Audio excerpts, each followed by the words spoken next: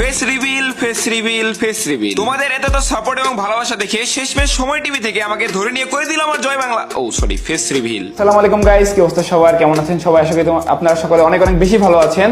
তো আজকে আমি চলে আসছি তানভীর ভাইয়ের কাছে, সময় টিভি বিনোদন আড্ডায় তানভীর ভাইয়ের সাথে কিছু আড্ডা দিতে, আমার সম্পর্কে কিছু বলতে এবং তার সাথে ফেস্টিভ্যাল সংক্রান্ত কিছু কথা বলতে।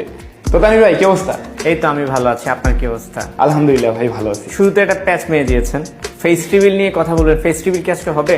দেখা যাক তানভীর ভাই। বাট ওয়েট ওয়েট ওয়েট, আমি তোমাদেরকে এটা বলবো না যে সময় টিভিতে গিয়ে আমি আমার ফেস্টিভ্যালটা করে আসছি, কিন্তু ভাই জীবনের প্রথম আমি ছিলাম ক্যামেরার সামনে, আই মিন ক্যামেরা আমার পেছনে। তো এখানে আমাকে অনেক ধরনের কোশ্চেন করা হয়েছে, ওয়ান কাইন্ড অফ কিউএনএ টাইপের তোমরা বলতে পারো। এখানে অনেক ধরনের কোশ্চেন যেটা তোমরা অনেকে জানো না, এগুলার অ্যান্সার কিন্তু তোমরা এখানে পেয়ে যাবা।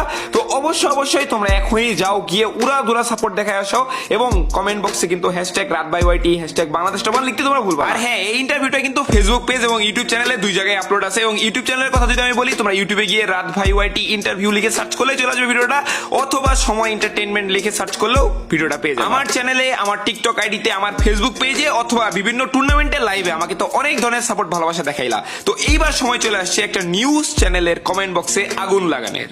তো চলো।